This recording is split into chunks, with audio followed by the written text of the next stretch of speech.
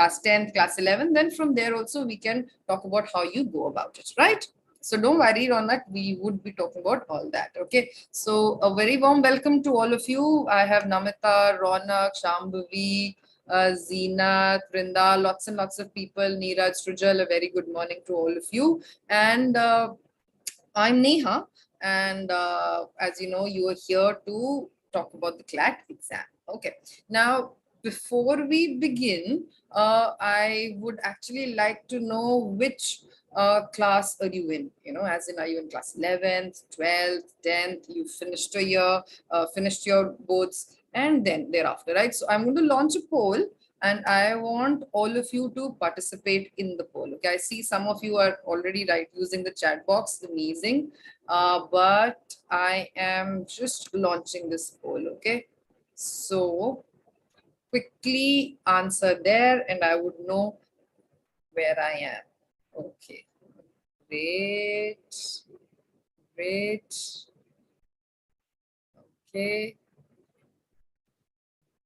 Yes, so I'm seeing, okay, lots of people from 11th, lots of people from 12th, and a lot who've passed out as well. So I think it's almost an equal number of people who are in 11th, 12th and passed out. And there's some, I believe one or two of you who are even in class 10th. It's really nice to know that, you know, you already thinking about what to do after class 12. That's amazing. Okay, chalo, great. So this is something I know. I think everybody has answered. Great. Thank you so much. Chalo.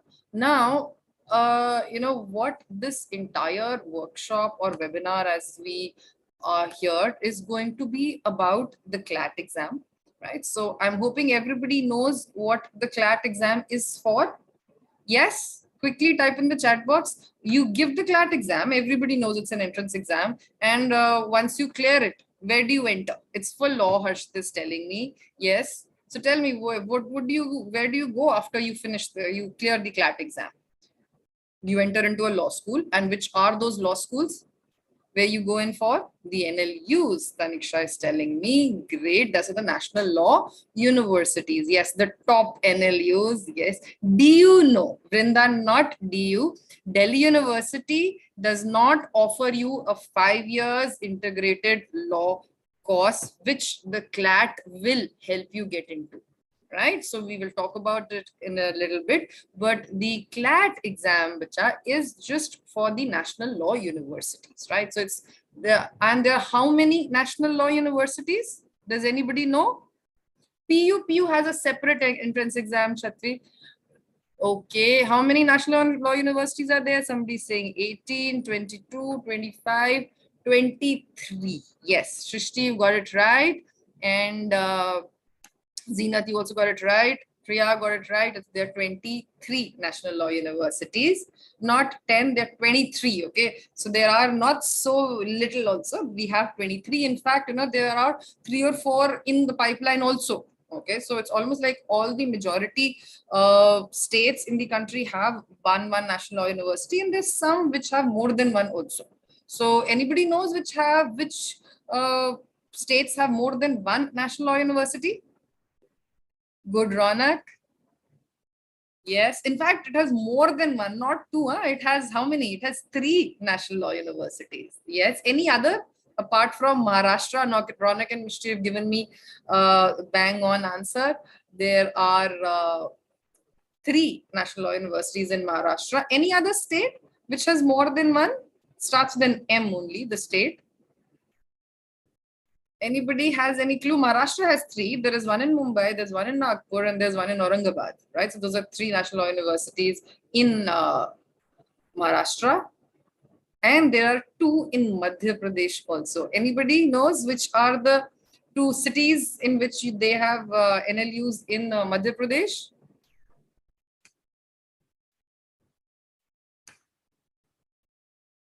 Anybody?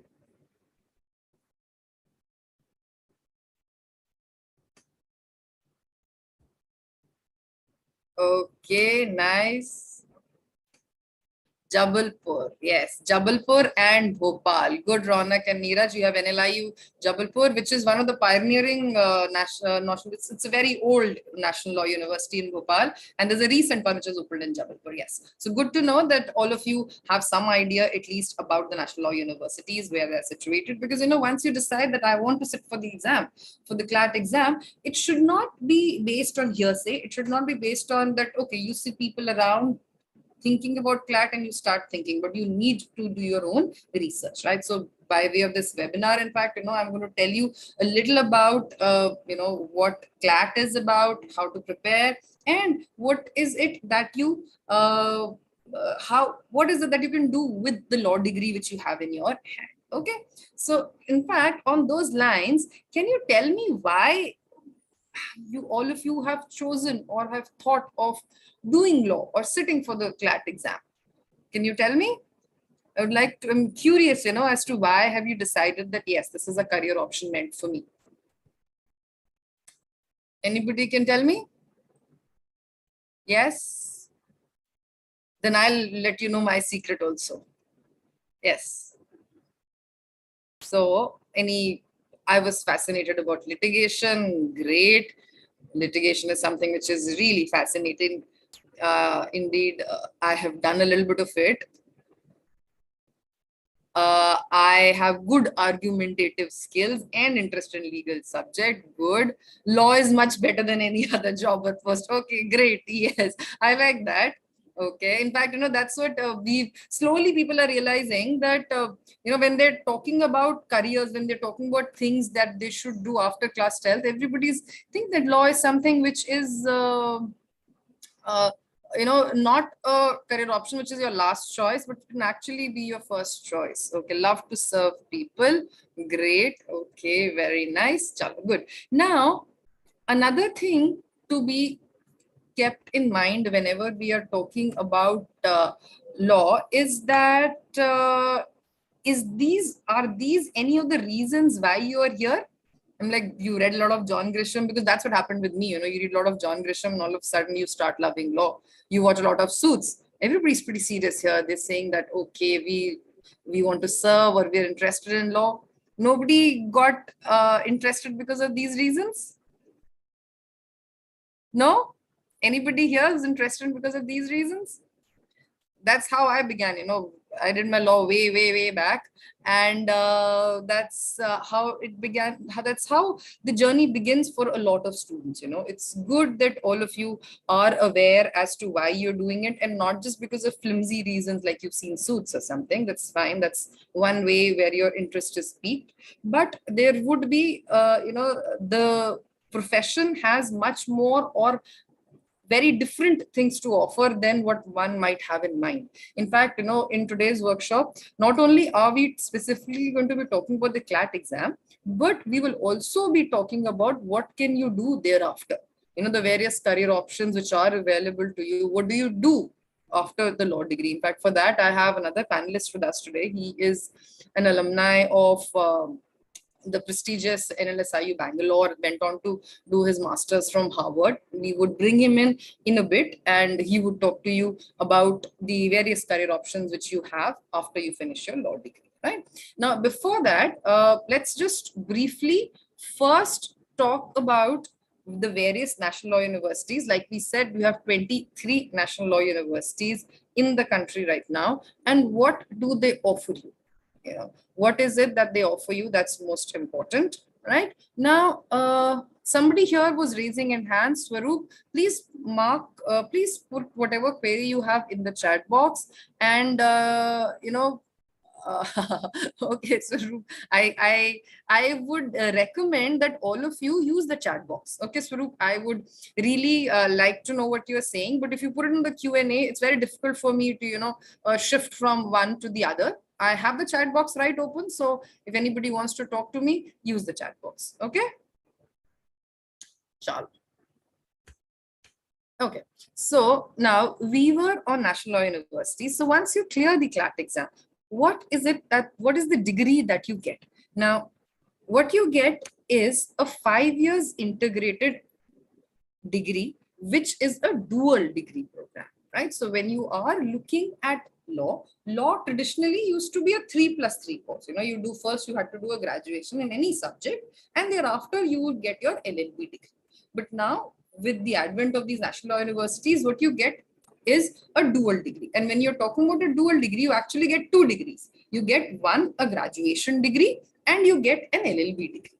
Now, in India, now law is an undergrad course. Like in the UK also, law is an undergrad course, right? Whereas if you go to the US, in US, law is supposed to be a post-graduation degree. So in the US, still they do not really have very many integrated courses. You first do a graduation, and then it's a JD, a Juris Doctor, is the degree which they get if you want to become a lawyer. In India, now we have a 5 years program, consolidated program. So in a way, it is good because you're saving on 1 year.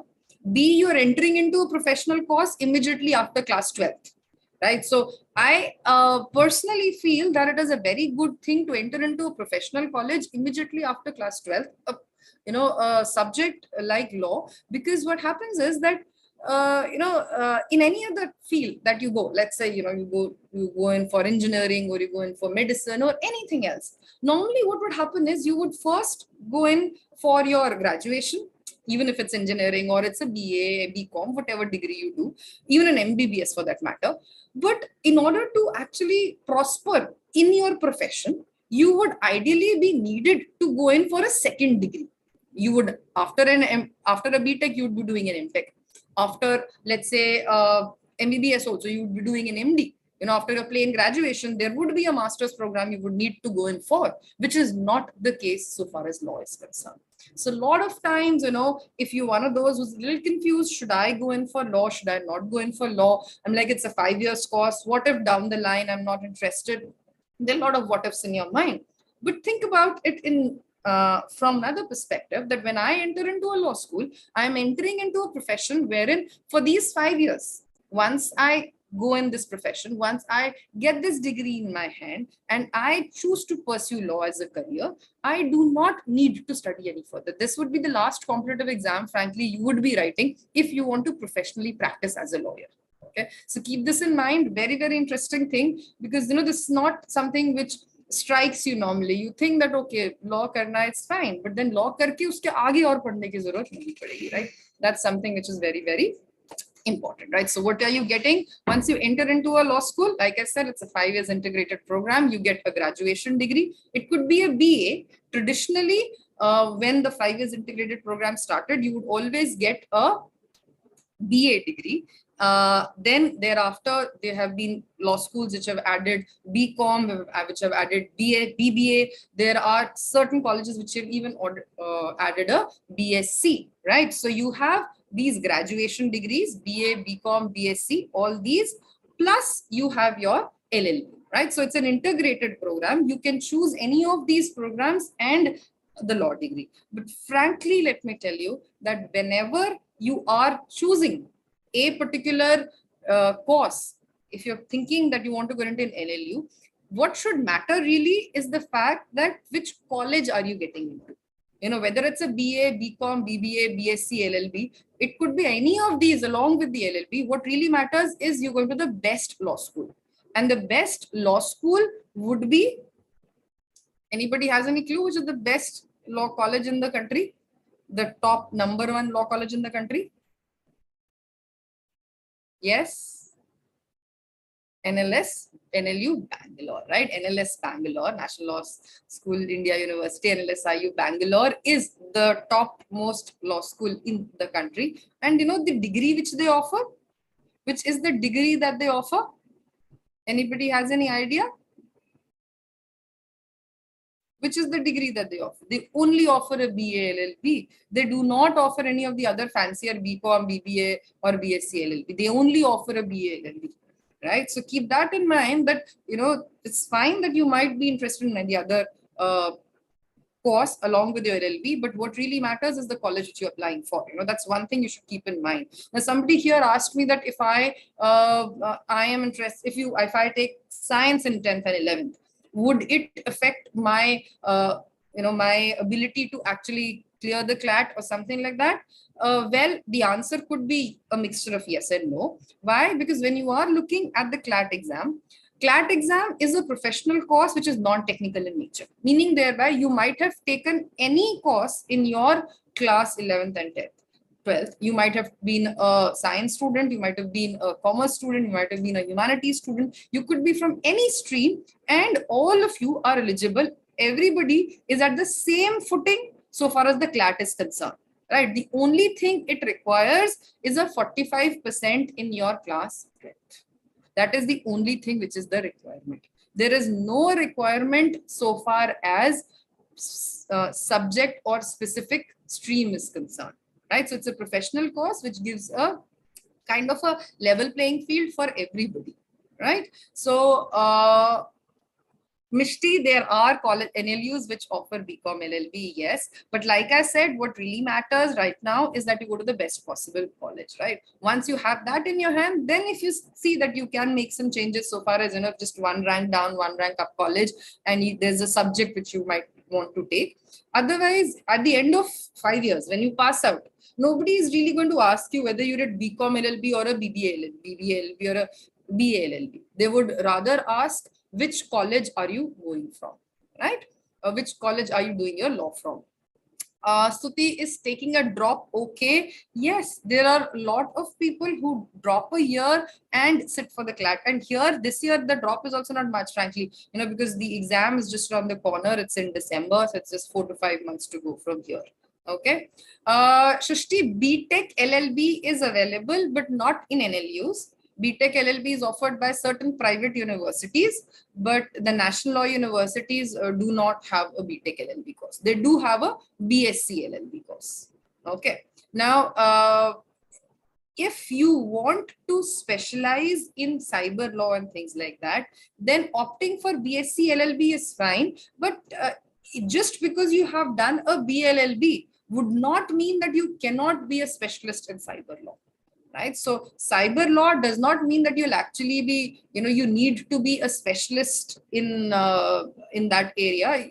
You have to be specializing in the legal aspect, right? So you might, if you are somebody who has science in 11th and 12th, that is enough. Normally, if you want to thereafter, you know, maybe specialize either in cyber laws or science specific areas or even IPRs when you talk about intellectual property rights, right? So all those areas would, it's good if you have a science background in 11th and 12th, but it's not really a must, right? So keep that in mind. Okay, now this year, like I said, the exam is happening in December only. That's a brief background about the CLAT. Now, apart from the CLAT, there is just one national law university which is in Delhi, NLU Delhi, which has a separate entrance exam known as the AILET. The paper pattern is kind of similar, but you know, not exactly the same. On the similar lines, the things which are asked remain the same in the AILET paper also, right? So that is the AILET exam. They haven't given the dates. Generally, the AILET exam happens in the month of May. Like traditionally, even CLAT used to happen in the month of May. It's only this year they have preponed it, and past 2 years because of COVID, things have been a little haywire, right? Okay, now I will take up a few questions. And after that, I'm going to call, I will ask our panel, different person to join in, Mr. Rahul. I'll just take a few questions here. Okay. Now, if you have if you have questions, this is the right time to post your questions in the chat box. Okay. I'm just starting with, okay, Shrishti, I spoke about BTech LLB is taking a drop. Okay, yes, taking a drop is perfectly fine. There are a lot of people who drop a year and prepare for the exams. Then, what about MBA after CLAT? Vrinda, that is an option which is always open to you. So if you want to do an MBA, maybe, you know, after 5 years in CLAT, after 5 years of law, you feel that, you know, you want to go into management instead of maybe pure law, then you can always sit for an MBA exam. That is something which is there. But, you know, there is this new trend in the top national law universities, in LSIU Bangalore especially, wherein, you know, you have a lot of corporates who are coming for placements, hiring directly. And they're not hiring for the legal teams. They're actually hiring people for their HR teams, for their, maybe the finance, the marketing teams. So it's a very new sort of a trend. But what these corporates are realizing is that people who've done 5 years of law, you train them for another 6 months and they are good and able to fit in the other roles as well. Okay, so you don't have to worry on that. If I go for specialization, can I go for litigation? See, 5 years of law is, it's kind of common for everybody, right? So when you are talking about a BA LLB or a BCom LLB, it's like the first 2 years of your law school, you will be studying graduation subjects, and you would be studying a law subject, 1 or 2 law subjects also, because it's an integrated honors program. Okay, and then in the last 2 to 3 years, you will be studying purely law subjects. So it's not that if you studied BCom or a BBA LLB, you cannot go in for litigation, right? So do not have that idea in your mind that whatever you're studying in your law school will maybe lower your scope or will not let you work in a different field. No, law is something which you've done your BCom, BBA, BSc, whichever type of LLB, you can get into litigation, you can still get into corporate law, you can still do the same kind of work. Okay, it is not like engineering or medicine, wherein you get typecast into a specific box because of a stream which you've chosen in your law school. Okay, I hope that clears your doubt. For corporate lawyer, what is like, okay, Aman, like I said, whether you do BCom, BA, it does not matter. What matters is where do you do your degree from, right? Kanika, I'm a graduate planning to switch to law. See, if you already finished your graduation, Kanika, then I would advise you to go in for the 3 years law, right? It's because you will be, unnecessarily wasting a lot of time. In fact, LSAT Bangalore has now a 3 years program also. You can try. DU is very good. Punjab University PU is very good, right? So I would recommend you to go in for a 3 years course rather than a 5 years course. If you are from somewhere near Maharashtra or something, Bombay has good colleges for 3 years. Okay. Then is through the 2024 is, see, Clat 2024, whether it will happen in 23 or not, December 23 or not, nobody can answer that question, right? Because this is the first time that the Clat is happening in the month of December, right? So for the next year, whether it will happen in 23 or it will happen in 24 is not something which we can really predict at this point in time. Okay.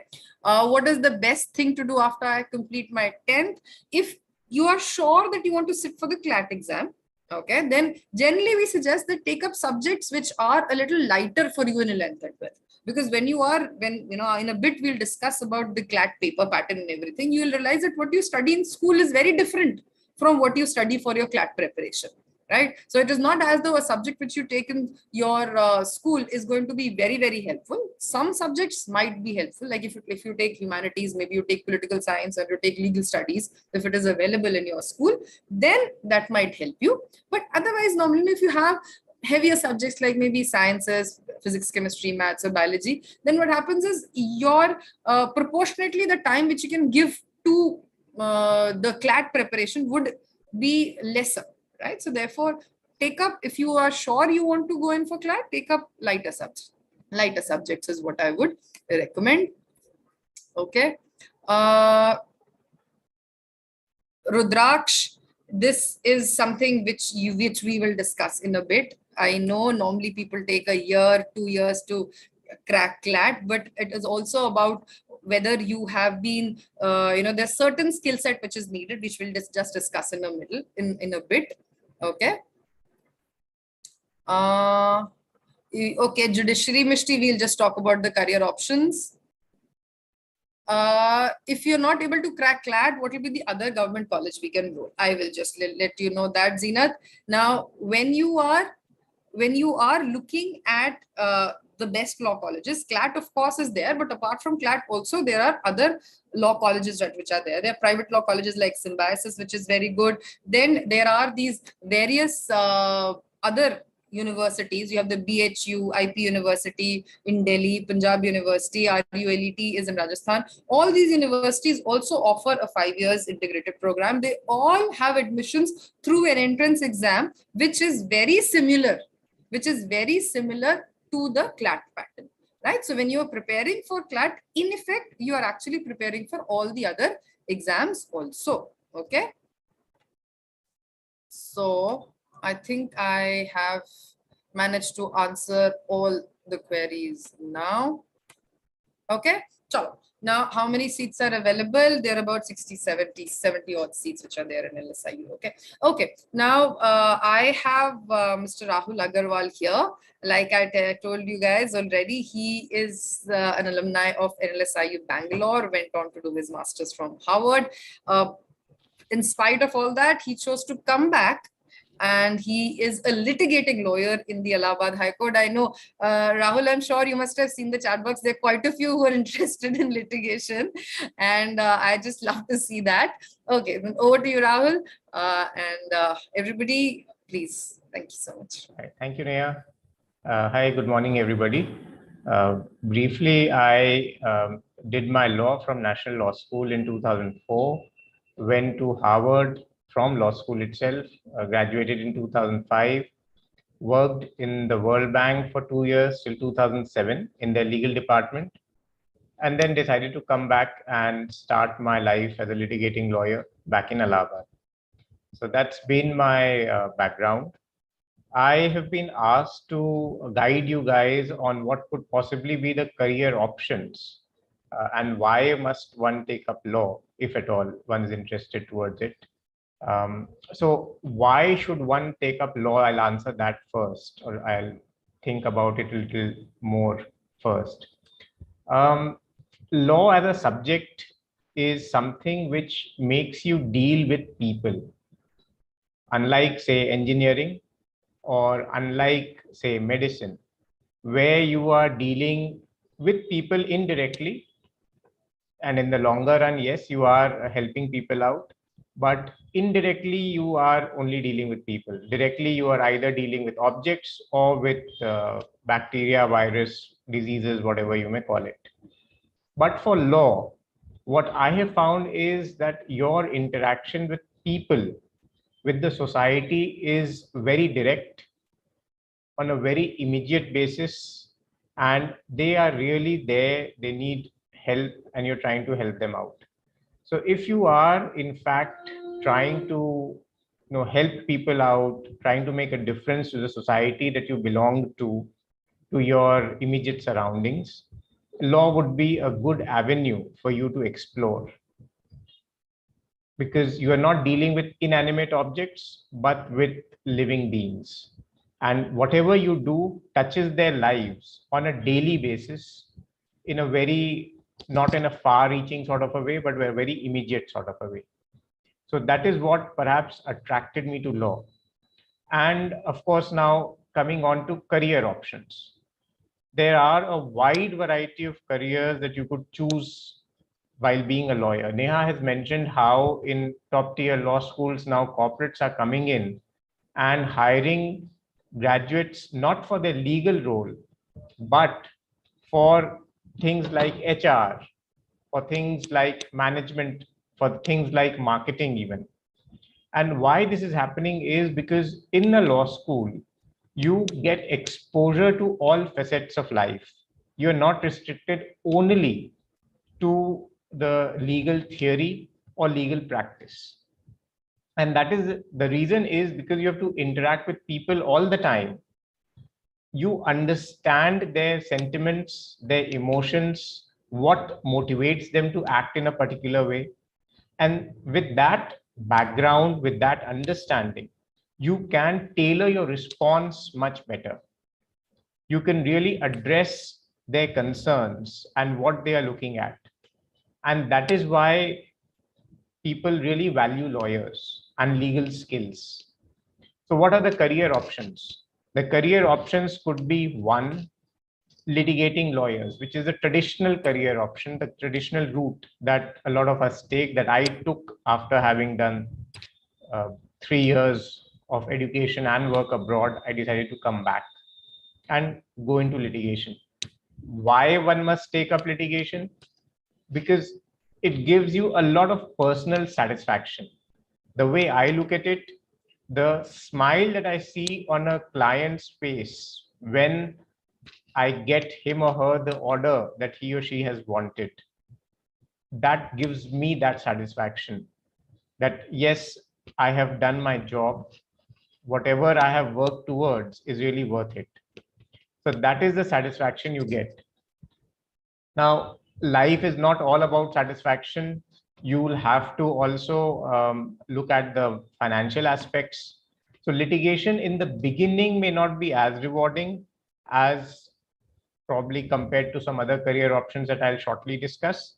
But in the long run, really sky is the limit. There is a limit to which you will probably reach in other fields. But if you are a litigating lawyer, there's really no limit. When you can hear of names like Mr. Harish Salve, Dr. Singhvi, Dr. Sibbal, etc. And the kind of money that they make is unimaginable. Mr. Rothgi is doing 15 petitions a day on a Monday or a Friday in the Supreme Court, and the kind of money that he's making on a daily basis is what some of these alternate career professions would probably take you on an annual basis. So monetarily, it is also rewarding. Of course, there's a lot of grind to go through in the beginning in litigation, but in the long run, if you've been sincere, if you've put in your efforts, it will pay off. The second avenue would be either corporate law work or in a company. There's a distinction between the two. Corporate law work is basically what I refer to as transactional work in a law firm. Because in today's economy, you have massive contracts for maybe project financing, for infrastructure building, for mergers and acquisitions, private equity transactions. Everything requires a lot of legal stock taking and attention to detail. All that requires extensive drafting and negotiation. All of this work is done by a law firm. This is corporate work or corporate transactional work. All these law firms service the need of clients who are basically companies. Companies, depending on which side they are representing, they could be representing a company which is actually undertaking the work, or a bank or a financial institution which is investing into the work, or a government or another entity which is utilizing the service. So this is corporate transactional work. In terms of pay structures here, if you get into a good law firm, the starting salary for a graduate from a good law university would be perhaps about ₹1 lakh a month, plus your bonuses, etc. And really you climb up the ladder very quickly, so that in 5, 6, 7 years, you would be making a good 50, 60 lakh rupees a month. However, after that, it gets a little bit slower. Career progression is not so quick, but it's still, I mean, you'll start making your money and your position in society maybe in 8 to 10 years time. That's the second option. The third career choice could be corporate work. Corporate work would be basically working for a company wherein you are working as the in-house counsel. Huge corporates have their legal departments. The Tatas have theirs, Ambanis have theirs, Adanis have theirs, Birlas have theirs. So all of them have their massive legal departments. It can range from 10 people to 50 people, 100 people, wherein the in-house team is basically looking at your day-to-day troubles that arise when a huge corporate is carrying out its work. So the kind of work that you do would range from basic labor law, wherein the employees have a grievance, they have disciplinary issues, they are resorted to strikes or lockouts, to even assisting counsel on transactional work. There could be environmental issues also cropping up when a company goes in and say it's in coal mining or it's in a cement business and there are mines involved or forest areas involved where the work is going to get done or the raw material is going to be sourced from. So you've got Forest Conservation Act involved or Mines and Minerals Development and Regulation Act involved. These are the kinds of work that will keep you occupied in an in-house company. Thirdly, there would be a lot of arbitrations that a company would be dragged into or would have to initiate. So that's another field that you would have a lot of exposure to while working for a company as their in-house counsel. Here also, the pay is fairly decent.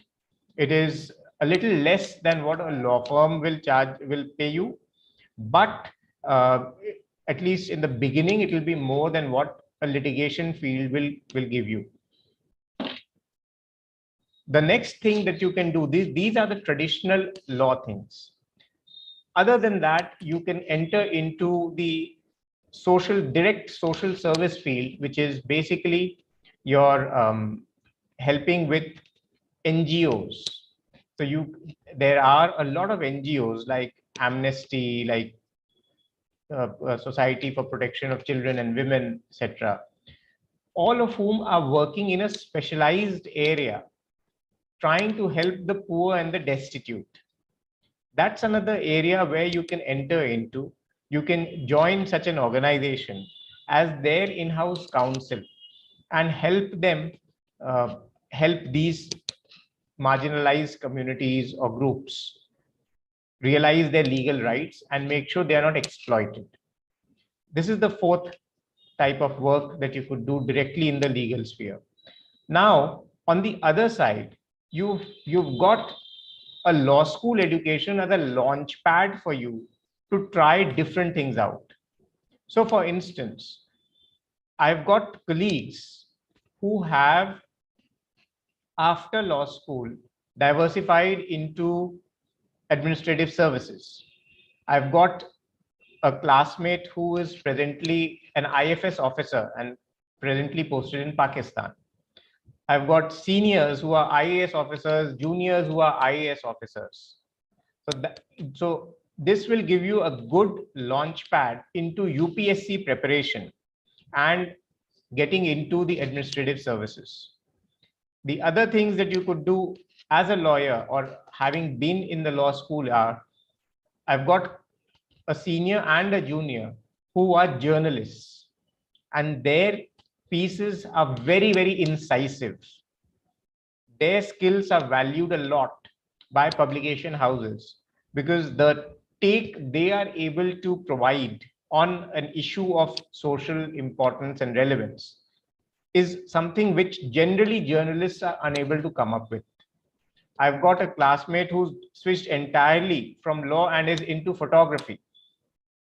Not that he's using his law school skills there, but he just used that as a springboard to get into this professional life of being a photographer. So these are the kind of things that you can do. I see a lot of questions on judiciary.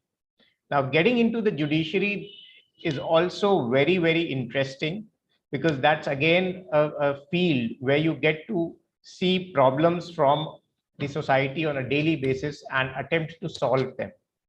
So there are three ways in which you can get into the judiciary.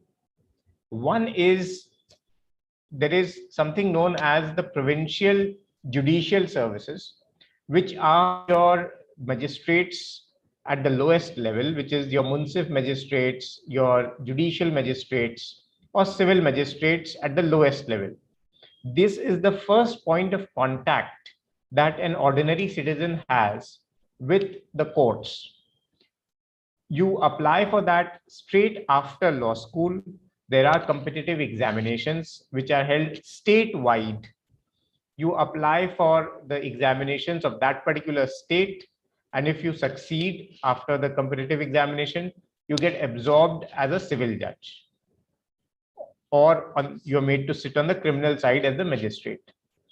The second option is after having put in 7 years of practice after your graduation, you can apply for recruitment into the higher judicial services.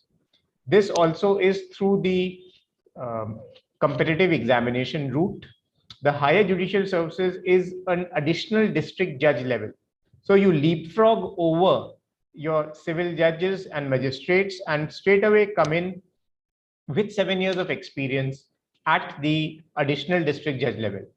There you put in 7 or 8 years or 10 years, and then you get promoted as a district judge, another 7, 8 years, and you're senior enough to get promoted to the High Court as a High Court judge. The third level that you can enter into is after having put in about 25 years of experience at the bar, which is in the High Court. You litigate for 22 to 25 years. And if you are good, if the judges trust you, if you are able to be building a good reputation, then the judges would recommend your name. And after a lot of checks conducted at the Supreme Court level by the government of India, you then get elevated straight away as a High Court judge. And that is where you are a constitutional functionary. You would be probably about between 45 to 48 years of age or 50 years of age at the time you become a High Court judge, and you've got another 12, 14, 15 years to serve before you demit office. The judiciary has these three entry points. The salaries, again, it's all fixed by the government, by the pay commission. So there is nothing to think twice about. And let me tell you, the salary is sufficient to take care of your immediate family. You can't save that much.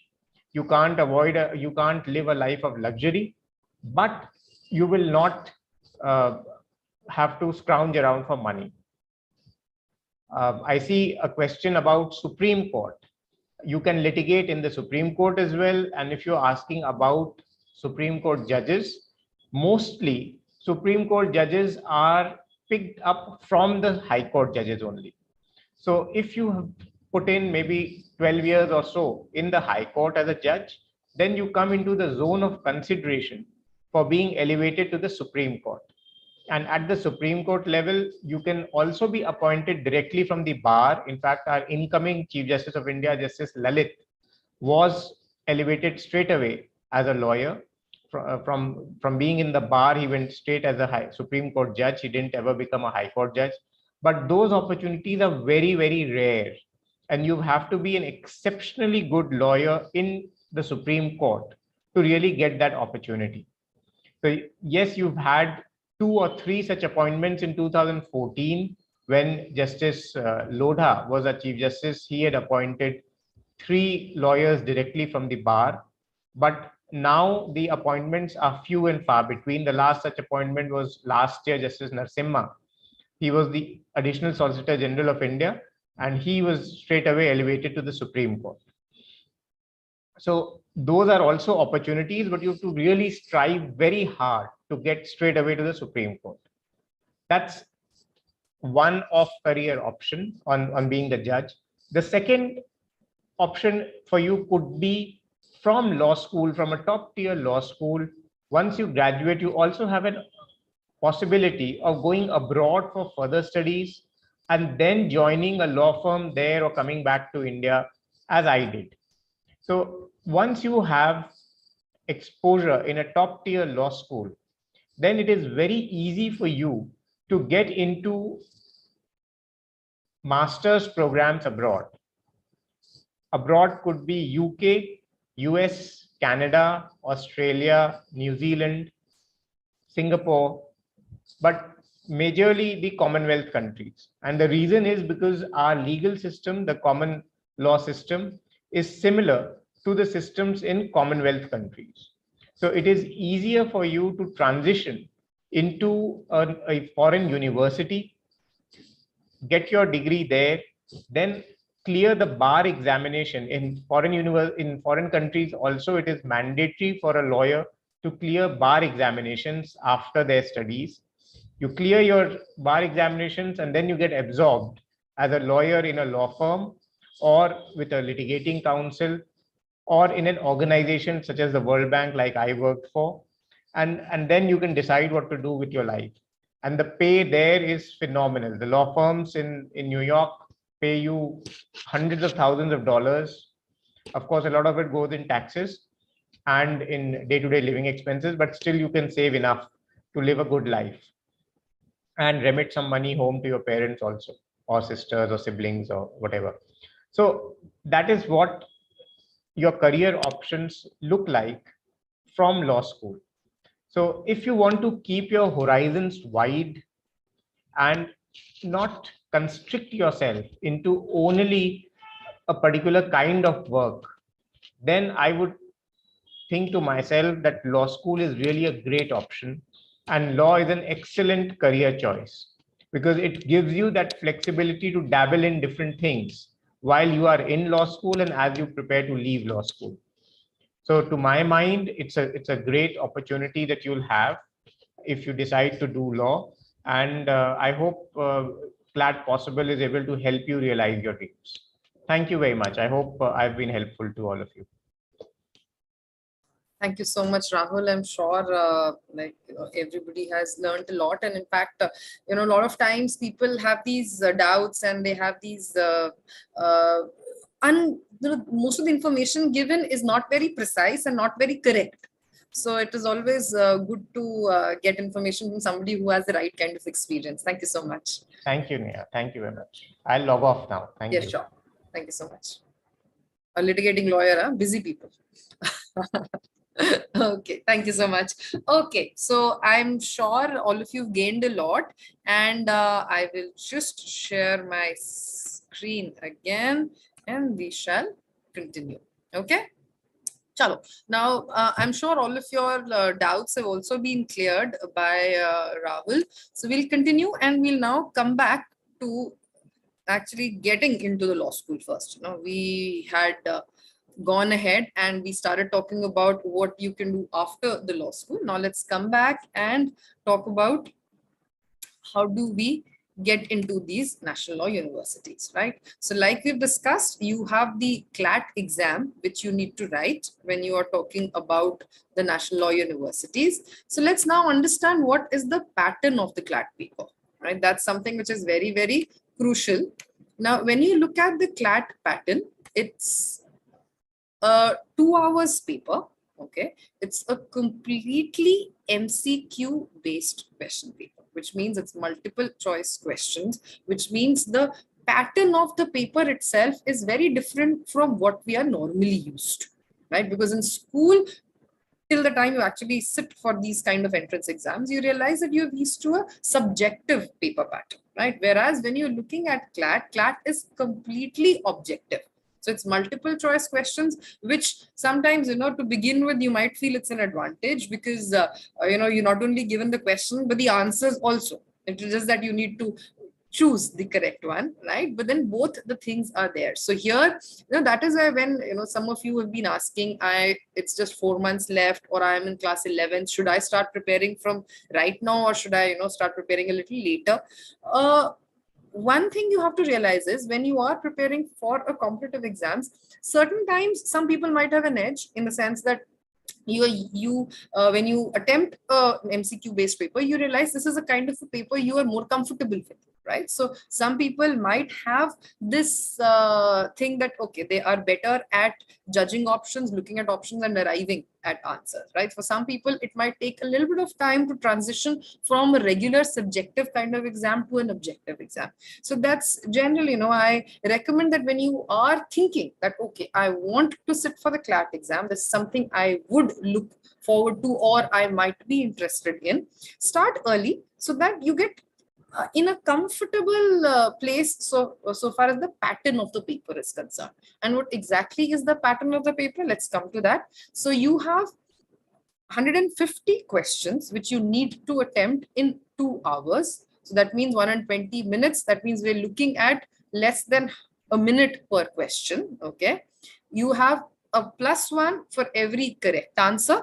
And there is negative marking also, which is involved, which is a 0.25, right? So another thing always to keep in mind, another thing which comes with practice, is the fact that you do not go ahead and mark all the answers. You have to be doubly sure that whatever you are marking, are you sure that, okay, this is the correct answer?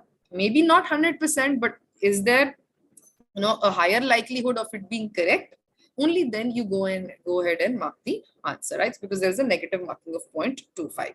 It's a 2 hours paper. And another thing which you always keep in mind is these 2 hours is in the afternoon between 2 to 4. Okay. So if you're one of those people who are in the habit of taking a siesta, anybody here who likes or loves their afternoon sleep, school से आए और कम से कम घंटा 2 घंटा थोड़ा सा आंख बंद करके सो गए. Do we have any Sicilian siesta lovers here?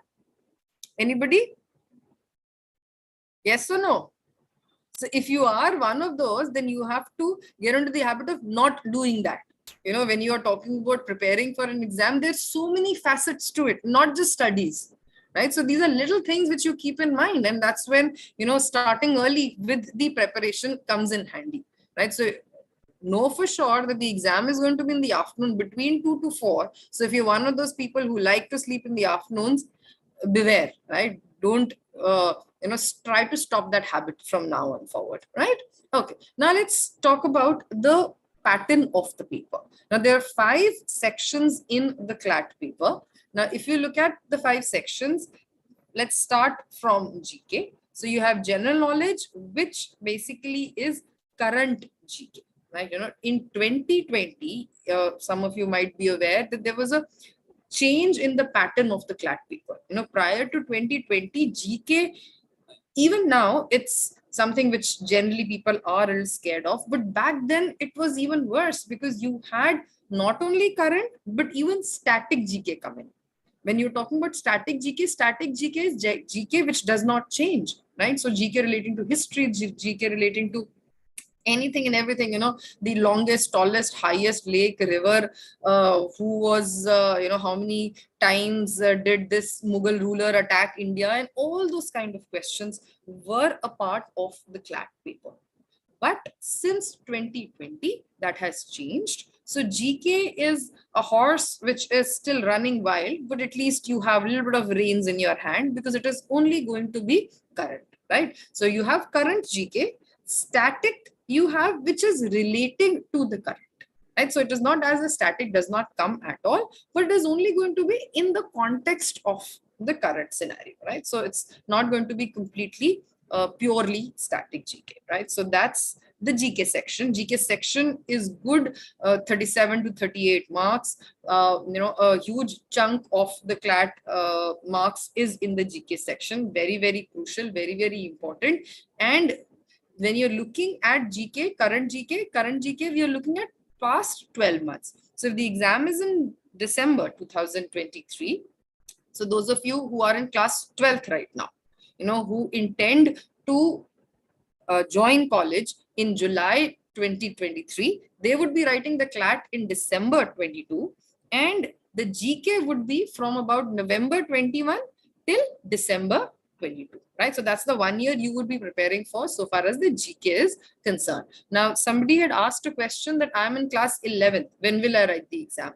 You would be eligible for the CLAT next year, not this one, right? Now, next year CLAT, that is going to be your CLAT 24. Now, CLAT 24, we are not really sure when it is going to happen, whether it happens in December or, they fall back to the earlier format of having it in the month of May. So if it happens in the month of May, it's going to be May 24 then. Okay. So those who are in class 11th will be eligible for that one. So as far as December is concerned, those of you who are in class 12th, those of you who dropped a year, though, for those people, the exam is going to be in the month of December. Okay. Now that was the GK section. Next is your English section. Now the another thing about the CLAT paper is that the entire CLAT paper is completely passage based. So even when you're looking at the GK section, normally you would think that they're going to be single objective. एक line वाला question होगा, उसके 4 options होंगे. That's the general idea we have about GK, that it's going to be completely one-liner questions, but it is a passage-based section, right? Not that you really need to read the passage. GK के लिए आपको passage read करने की जरूरत नहीं पड़ेगी, but at least ये होगा that each paragraph will have about 5 questions. So it would mean that you need to have a little bit of in-depth knowledge about that particular topic or that particular subject, right? So that is one thing which you keep in mind about the GK section. Next is when you look at the English section. English section is also completely passage based, right? So again, everything is in the context of a reading comprehension. But when you are looking at the English section, that does not mean that only comprehension-based questions would come. There would be questions which are based on vocabulary. There would be questions which are also based on grammar, right? So when you are preparing for the English section, you are looking at the comprehension kind of questions in which your understanding of the paragraph is needed. The next thing would be your grammar-based questions, and you would also have vocabulary-based questions. So generally, जब आप English की तैयारी करोगे, those are the 3 things which you will keep in mind with your English section, right? So about 30 odd questions come from the English section. Next is maths. Though I must tell you, I am the least likely candidate to talk to you about the maths section, because maths is something which was my Achilles heel all throughout school, and here thankfully maths is just 10% of the paper. In Clat it's just 15 marks. In fact, ab wo maths bhi nahi bolte, it's more on the lines of DI. It's called data interpretation, right? So you have again a passage given to you, a data would be given to you, and you would be asked questions on the data which is given to you. So these are, bars, pie graph, charts, and all those kind of questions. Though in the last 2 years, what we have seen is they give you the story, but they don't give you the diagrams, right? So that's one thing you will have to work upon. Though, maths might be something which is difficult, even for a person like me, though what I feel is the kind of maths which has started coming in the Clat paper now is not that difficult. Now, why is that so? Is that there is limited maths which comes.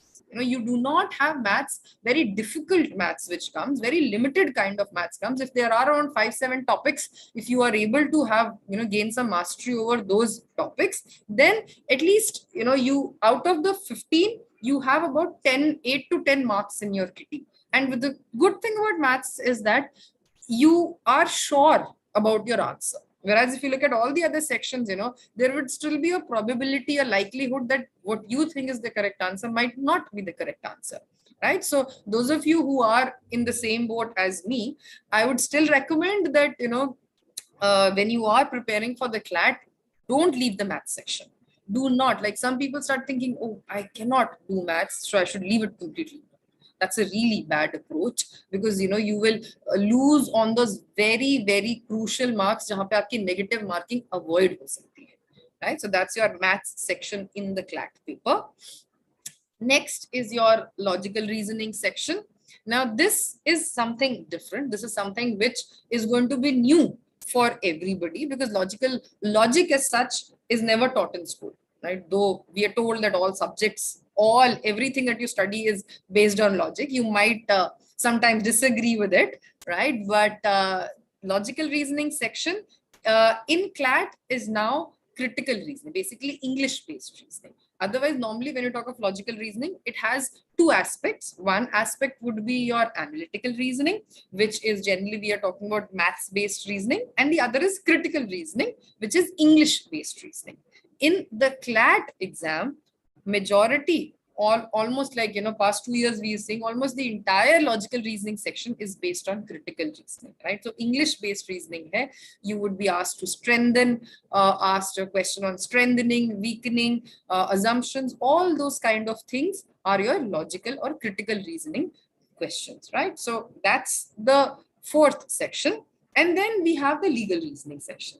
The legal reasoning section is completely different only in law school entrance exams. Here they try to check whether you can really think like a lawyer or not, Where is it? How is it that you can really apply your mind? So when you are looking at a legal reasoning question, there is a passage given to you again, which gives you a proposition of law. So it's not a one-liner or two-liner. It's close to 450 words in that paragraph.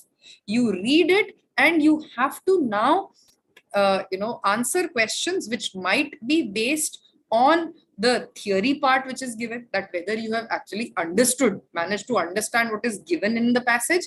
And the other kind of questions are fact situation based questions, which would mean that it's almost like, a client coming to you, right? So there is a story, story which is given to you, and you have to pass a judgment. Okay, whether this person will get a relief, whether this person will not get a relief, whether this particular offense, let's say, there's a question on theft. So whether theft has actually happened in this case or it has not happened in this case, should he be made liable, not be made liable? Very interesting. Legal reasoning, when it comes down to solving questions, becomes very interesting, right? So this is your entire pattern of the Clat paper. Right now, when you look at the Clat paper, what you realize is that it is not something which you really have studied in school. Maybe a little bit of maths and English might come in handy from what you have done in school. But apart from that, the kind of questions which come are very, very different. Now, Ronak here has been asking me, ma'am, is it possible to crack Clat with self-study? I would not say it is impossible. It would be possible. There is some study material available to you, and outside also, which might help you. But what you realize is that all these sections, you need proper guidance as to how to go about it, right? So generally the material available to you, like let's say I teach legal, so I can talk to you in a little more detail about the legal reasoning section. Now, when you look at the legal reasoning section, the paragraph which is given to you, you're supposed to answer the question based on the passage itself. But like I said, it is a race against time. It's 150 questions in 120 minutes. That means you don't have all the time in the world to relax and understand what is given in the paragraph, right? You have to be very quick in your answering. You have to be very quick in your analysis of the entire question. So that is where prior practice and knowledge of legal concepts comes in, right? So when you are preparing for the Clat exam, we are going to study a little bit of law already. There's some students of mine who come and ask me, why are we studying law? Won't we study it in the law school? Yes, that's going to happen. But in order to clear that hurdle of the legal reasoning section, in order to save time, in order to ensure that you have accuracy, that you do not waste time in trying to understand what is written in the passage, you can grasp it quickly, you need certain basic clarity on concepts of law, on the kind of language which is used in the legal reasoning section, right? So that is where, having a mentor helps. Having the proper study material helps. The kind of study material which you normally get outside, the books and all which you get outside are the kind of books which are basically PYQs, past year questions. Past year questions with even the answer keys, you can't really trust what the answer keys are. But nobody is really going to tell you what are the basic concepts which will help you arrive at an answer, even if the question is twisted. Because normally you will have questions which are based on past year papers, but generally it's not going to be the same question which comes. There will be some sort of twist. How do you handle that twist, right? That is where help comes in handy, right, Ronak? So it's not that it's not doable, but you have to know the right path. Like even in GK is so wide, but what is the relevant GK? For doing GK, you need to know how to make your proper notes. How often do I study? What do I study? How should my notes be? Right? So all those things are needed, and that's where the guidance comes in, right? Okay, now that was the pattern. Now we have what are the skills needed? The three very, very basic skills which are very, very important so far as the Clat exam is concerned. Now, the first thing that you are looking at here is reading. Like I mentioned, the entire passage is the entire paper is passage based. And when you're saying the entire paper is passage based, what are we looking at? Lots and lots of reading. right? So if you're somebody who is already into reading, very nice. If you're somebody who is, who's not really interested in picking up a book, I would recommend you start doing that, right? You have to start reading. And when you have to start reading, the most important thing which you need to read every day from this day forward till the time you are writing your CLAT exam is going to be the newspaper. So newspaper, you have to start reading the newspaper, right? So it's difficult for those of you who've been reading it already, very nice. For those of you who've been shunning the newspaper, not liking to read it, then that is something which you would, have to pick up, right? So reading is something which is very, very crucial. You should be reading, let's say, like if you look at the CLAT consortium, there is the entire NLUs, which have 22 NLUs which have come together, and they have a NLU consortium. Now, NLU consortium has this website wherein they have given all the details regarding the CLAT exam. Now, if you go there they have given the paper pattern, they've given the syllabus and everything. And Rudraksh, the answer to your question lies there as well. What they say is that if there is a passage given, you should not be taking more than 4 to 5 minutes to read the passage and solve the question. So if you are looking at your reading speed, you should be able to finish those 450 words along with the questions in under 4 minutes. That's the kind of speed we are looking at. That is why when you are talking about reading, you start with reading newspapers. If you've never read anything, I would even recommend start with reading fiction. Though reading fiction only is not something which is going to be very, very helpful in the long run. But you start with reading fiction and then you move on, right? You read fiction, then you move on to non-fiction. You read newspapers, you read blogs, you read, stuff online, you read things from various legal websites, right? So all that, you have to develop a habit of reading.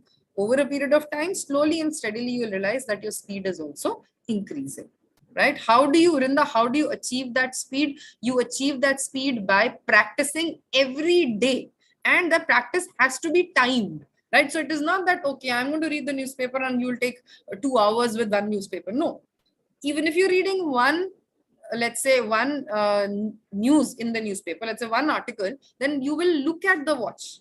To start with, first time yourself that, okay, I took this much of time to read the newspaper for the first time. Thereafter, you will go ahead and you will now try to lessen. Now, if you took 5 minutes in the first time, look at a similar sized article, you time yourself, you start your watch and you time and see how much time. Now you start a reverse clock. So you put a timer of 4.5 minutes, that, okay, I'm going to finish this article today in 4.5 minutes. Right? So that, whenever you're reading, to start with, if you want to increase your speed, it is very, very important that you read every day and you put a timer. And like, one important thing is limit your time on social media. You always have a phone in your hand. Instead of, reading or going through Insta Reels stories or whatever, you should instead do what? Okay, this is something which has happened in the news today. Google, know more about it, get interested, right? So do that. That's reading is something which is very, very crucial. Then problem solving, working with options, 2 or 3 skills which are very, very crucial so far as your exams are concerned. Because when you look at CLAT exam, it's all about logic and reasoning, right? So those are the skills which are really needed and something which you can improve for your CLAT exam.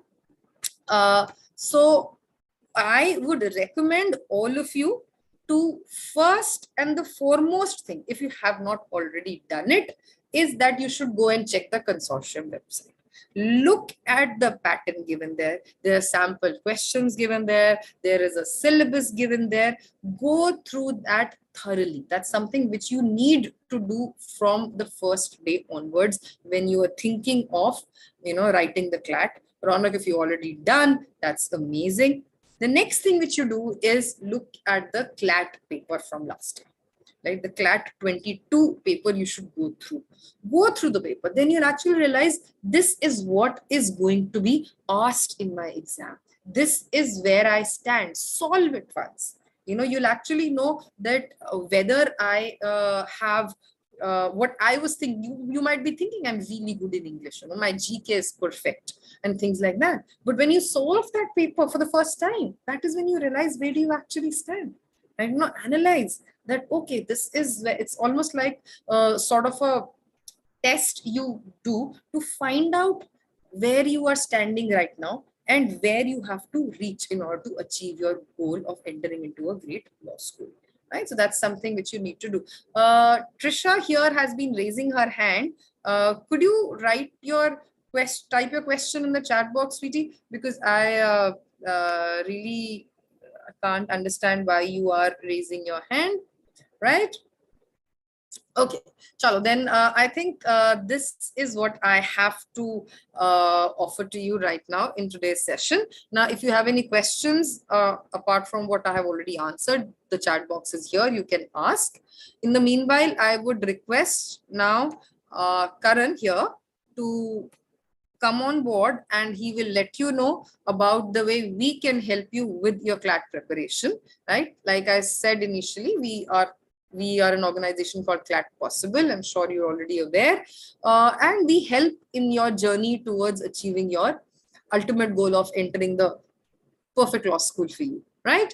So if you have any other questions, you can ask. Otherwise, I am going to ask Karan to please come in. I will stop sharing my screen now. Okay. Thank you so much, ma'am. Okay, Karan, then I'll hand over. Okay, there's just one question. Mishti, what if we don't get into the top NLU colleges? See, if you don't get into the top NLU colleges, like I mentioned, there are other colleges also, right? So you can do your law from the other colleges. That's one. There are a lot of colleges which take CLAT score. So you can do that. You would be writing the CLAT exam, the AILET exam, you have Symbiosis, you have BHU, you have other universities also, right? So all those options are available to you. Okay. What should be the strategy for CLAT? Strategy for CLAT is to start preparing from the word go. If you are targeting December, then it's like this very minute is when you start. Start with the GK every day, minimum of about an hour and a half to GK. That's going to be there, and at least 2 subjects a day is what you pick up, right? So if you can, I would recommend at least 3 to 4 hours of studying every day. You're an hour and a half for GK and the rest split between 2 subjects, right? Make a weekly timetable for yourself, have weekly goals, if not weekly, at least fortnightly goals, bi-monthly goals should be there, and you need to do that, right? Chalo. Then I would request Karan to come over now. Okay, thank you. Ronak, if you, in fact, Ronak, Mishti, or any of you, if you have any specific queries, we can have a one-to-one, one-on-one counseling session also, right? Because here, there are a lot of other people, and I might not be able to really clear your doubts. So you can get in touch with Karan, would give you the contact details. You can get in touch with us, and we can have a one-on-one counseling session wherein, you can actually turn on your video, turn on your mic, and get your doubts cleared. Okay. Thank you so much, everybody. Take care. Thank you, ma'am. So yes, like ma'am said, Ronak, Misty, I'm gonna share the contact details of all the centers that Clat Possible has. Whichever city you're from, whichever faculty you want to connect, they'll help you out. I'm gonna quickly give you details about how Clat Possible is going to help you out in preparing for various exams, which ma'am was talking about: Clat, AILET, Symbiosis, IT, Maharashtra CET, Banaras Hindu University, LSAT. So I'm gonna quickly give you the program details. So for, initially we have taken this poll where students have shared that which class they are in. So some of you are in class 11, some of you are in class 12.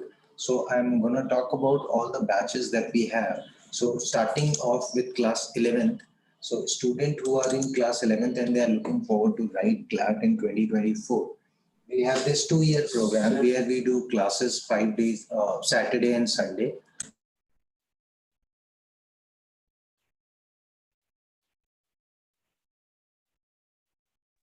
Saturday it'll be a 2 hours of class, and Sunday it'll be a 4 hour of class.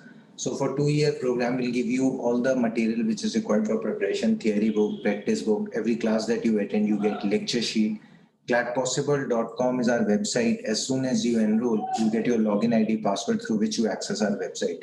Website where you'll be getting sectional topic-wise tests, every month's GK compendium, and all India mock. Obviously, for the student who are in class 11, GK, which will be valid for you, current affairs, as ma'am was telling you, will be valid when you move into class 12. So initially, while you are in class 11, we'll talk about static GK. Now, books will be given in 3 lots. Their theory book set, which we call black books. Then you get purple book set, which are meant for practice. Then there is a second set of purple book where you get the practice additional material. Now, mocks will be, while you are in class 11th, we'll do pre-mocks. So pre-mocks are shorter version of the full-length mock, where, I mean, as much as course we'll be covering, we'll be conducting tests where you get to know your national level rank. Once, of course, you move into class 12, we'll have All India mock, the full-length mock test, where again, you'll be getting your national level rank. Now, 70 to 80% of the total course will wind up while you are in class 11. Rest 20 to 30% we'll do once you move into class 12 with practice and revision. Now, all the batches, whether it's a 2-year program, whether it's a 1-year program, you'll get access to our website, clatpossible.com. We call it My Zone. That's a student section where you get sectional topic-wise tests, GK magazines, mocks, answer key, all the sheets that you get answer key and explanation for the sheets also, and the learning management system app access. So I'm going to give you details about LMS also later on. Then the second batch is the weekend online weekend batch, where students who are in class 12. So for them, we have this batch where we do classes Saturday and Sunday again, Saturday for 2 hours, Sunday for 4 hours. And again, all the material which is required for preparation, theory book, practice book, every class that you attend, you get lecture sheet, you get access to website, sectional, topic-wise test, every month's GK compendium and All India mock. Now for 1-year program, we'll start directly with the full-length mock, right? Instead of the pre-mocks for the 2-year program, for students who are in class 12th or 12 pass out, we directly start from full-length mock, right? Now, there is a regular program also for the student who have cleared the class 12. They might be dropping in here for preparing for CLAT, which is going to happen in the month of December. So we have this regular batch where we do classes 5 days a week, Monday to Friday, for 2 hours. So every day there'll be the classes, and Sunday we conduct all India tests. So irrespective of which batch you join for 1 year, every weekend you'll have all India mock. Right. So one mock, some will be proctored, which you'll have to come down and center and give. Some will be unproctored, which you'll have to take back at your home. Right. Now, this is what classrooms at Clat Possible going to look like when you come to our center if you want to visit them. So this is how classes are conducted. Every center that Clat Possible has, we have smart boards, we have library where you can sit down, you read the books, and the computer lab in case if you want to practice the questions, in case you have any doubt, you can get them resolved then and there with the faculty. So this is how classrooms are going to look like. So this is the learning management app which I was talking about. So Clat Possible, in association with one of the biggest IT firms which is there in US, we have tied up Bench Prep and we got this app made. So learning management system basically is an app which is available on both Android and iOS, which can be downloaded as soon as you enroll. You get your credentials through which you activate this app. Now, app will have a lot of things. To start off, it will have your study plan. So once you enroll, after a couple of months, if you want to do your SWOT analysis, strength, weakness, what's your topic, which are you're lagging behind, what extra you need to do. So there is an basic plan. Basic plan will ask you to go step by step. So let's say if you have started up with math, so it will ask you to do percentage, then move into profit and loss, permutation and combination. Likewise, similarly for English, it will ask you to do introduction to vocabulary, then do second topic. Now, whereas in the adaptive plan, after 2-3 months, if you want to check your progress, as soon as you'll make a switch to adaptive plan, it'll ask you to take a diagnostic test. Based on your performance in the diagnostic test, it will suggest you topics. Let's say if somebody is weak in, so Misty was asking a lot of questions, so I have her name, I just got it. So Misty, let's say if she has a problem in critical reasoning. So for Misty, it will give more lectures on critical reasoning. It will give more practice sheets to practice on so that she can improve on that particular topic. Similarly, Ronak, let's say he has a problem in maths, so he'll get the plan to work more on maths. So he'll get more sheets on maths, he'll get more recorded lectures on maths, he'll put classes on maths.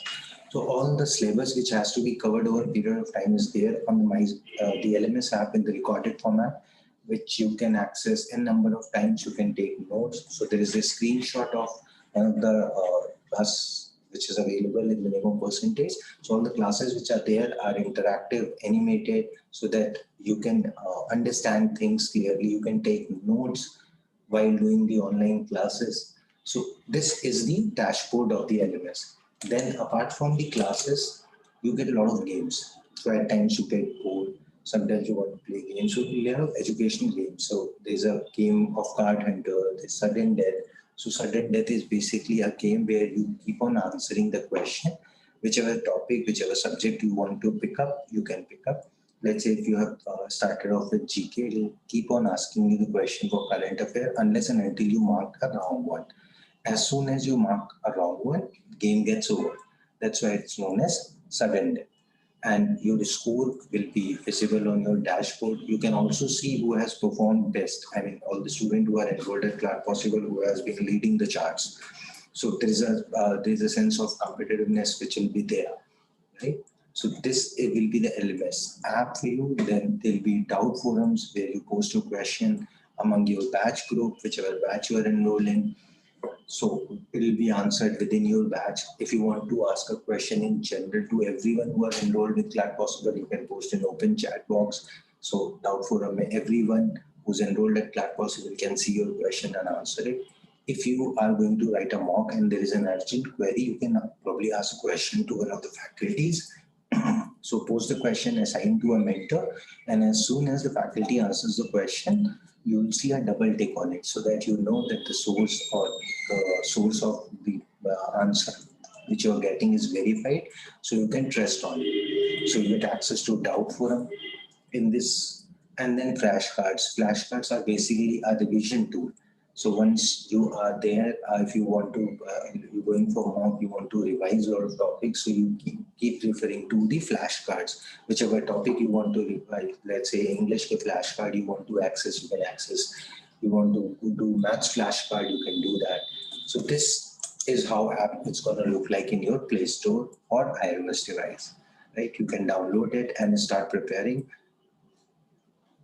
Now, these are all the faculty members who will be taking classes. Dr. Surbi, Satyam sir, Abhishek sir, Shruti ma'am, Abhishek, then Nikhil sir, Devajyoti sir, Neha ma'am has just interacted with you. So these are the faculty members who will be taking classes. Like Surbi ma'am is an alumnus of Hindu College, Abhishek is from NLS Bangalore, Satyam sir is MDI Gurgaon graduate. So these are the faculty members who will be taking your classes.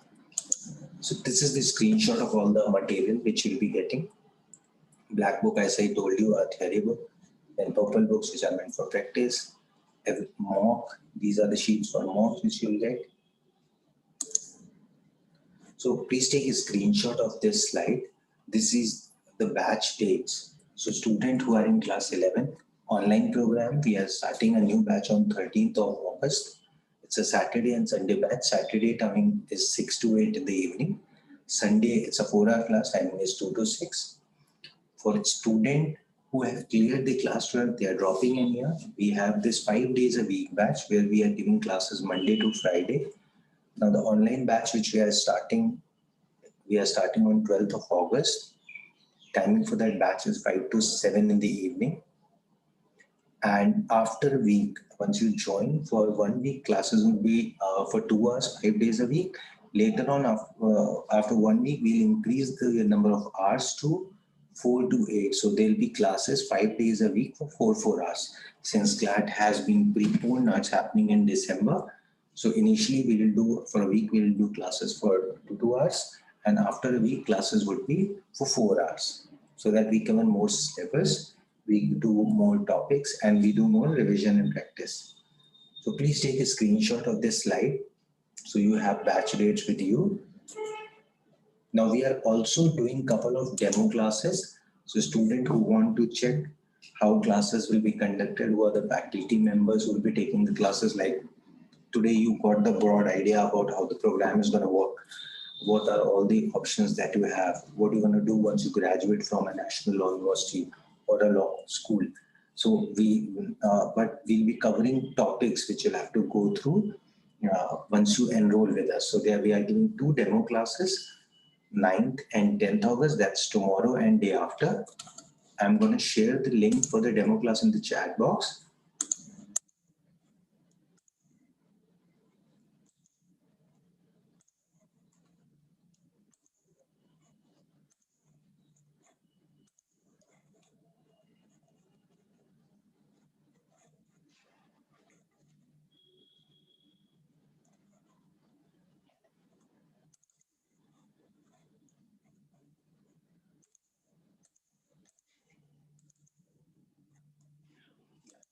Can you see the link in the chat box, guys?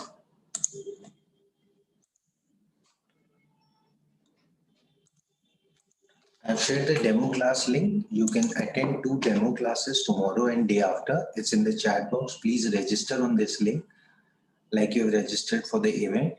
So this link, as soon as you register, you will get a confirmation mail.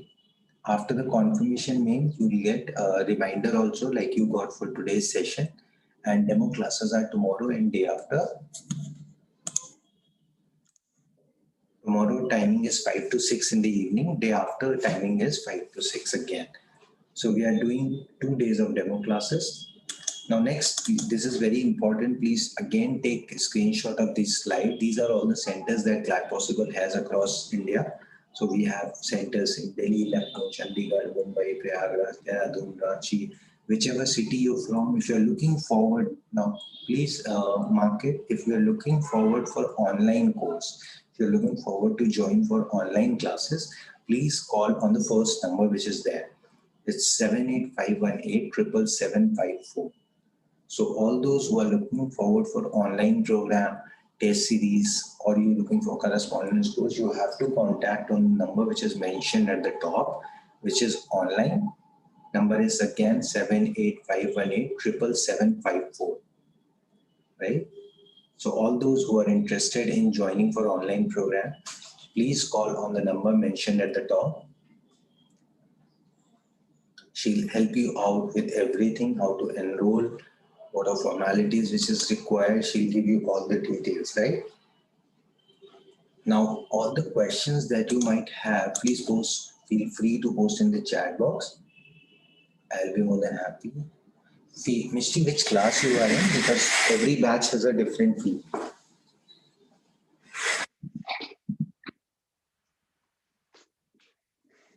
So 12 pass out beta if you're looking for short-term program, short-term as in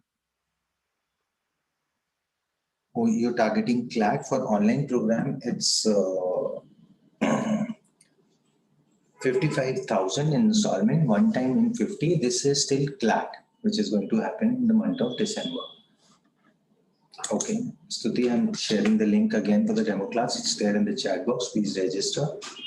Now, fee for 2-year program online is 85,000 one time. Installment may it's 95. So for online program, I'm mentioning fee. For regular program, the student who have cleared the class 12, if you're looking forward to join for online classes, this includes your online classes, hard copy of study material, and all India mock, access to MyZone, access to LMS, everything. Fee for December CLAT is 55,000 installment, one time it's 50. For the student who are looking forward for 2-year program, they are targeting CLAT in 2024, fee is 85,000, one time installment makes 95.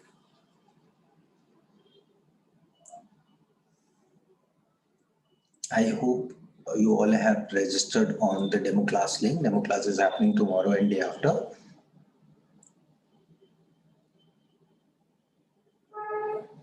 For any other query, most of the questions I have answered, which are there in the chat box.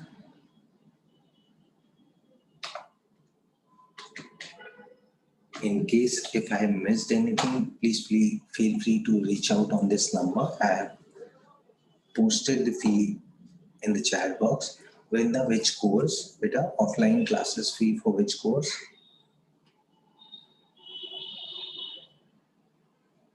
Offline का fee for 2-year program is 1,60,000 with a one-time installment means 1,80,000.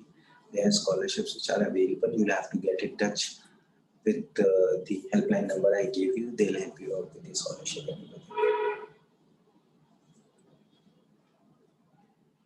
Any other question, guys? I hope all of you have registered for the demo class which is happening tomorrow and day after. I'll be joining again in the demo classes in case you have any other query related to admission, how we are going to prepare it, what all you're going to get once you are enrolled. I'll help you out there again.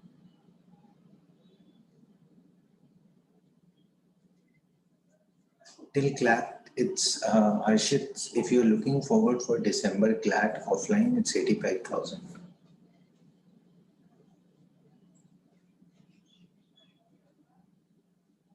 So all those who don't have any question, have registered for online demo classes can leave.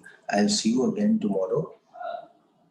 Again, after registering, you'll get the link like you got for the session today, through which you'll attend the demo class.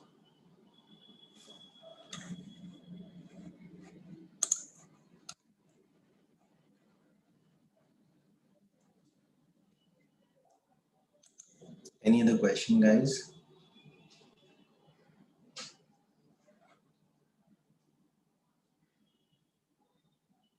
Yes, demo classes tomorrow and day after, Monday and Tuesday. It's online.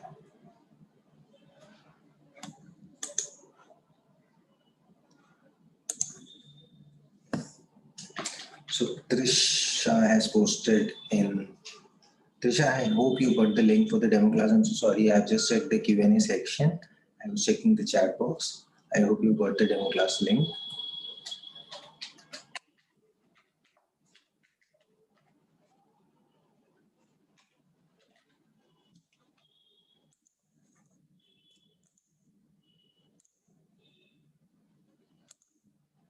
All right, guys, I don't see any more questions. I hope I have answered all your queries. So I hope that you all have registered for the demo class that's happening tomorrow and day after. So bye guys, I'll see you tomorrow in the demo class. Most likely by Monday. I just got to know that application starts for December Clat tomorrow. So check the website. As of now, I have got news. Most likely the application for December Clat 2022 will start by tomorrow, by Thursday. Bye, Stuti. See you. No problem. All right, guys. Thank you so much. I'll see you tomorrow in the demo class. You have our helpline number in case if I missed any of your question, feel free to reach out. See you. Bye-bye.